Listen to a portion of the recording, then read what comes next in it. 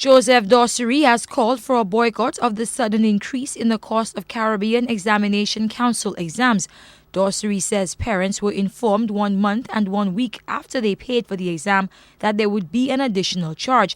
He says it is totally inappropriate for the notification to come without due warning and so out of left field.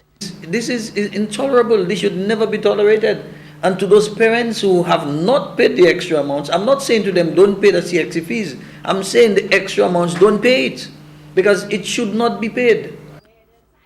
Dossery has called for the intervention of the Ministry of Education. He says the ministry should ensure students whose parents pay only the original fee are not penalized. I think the Ministry of Education should step in and say to the officials, whosoever is responsible for it, that this cannot be tolerated, and the parents and in fact the children should be allowed to write the CXCs.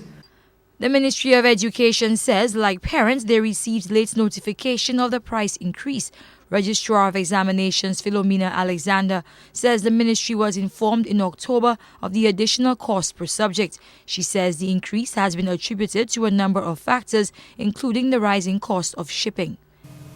The increase in airfares, it was mandatory for them to survive. They would have to increase the fees.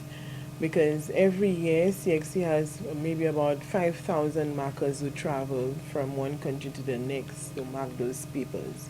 And we would realize that airfares have increased tremendously.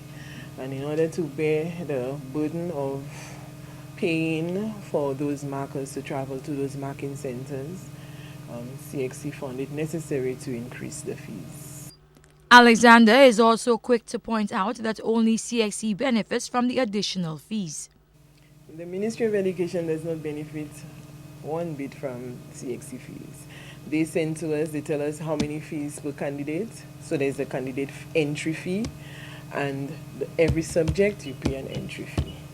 The Ministry of Education does not benefit from the increase in fees. The registrar says students whose fees are not paid will not write the exam.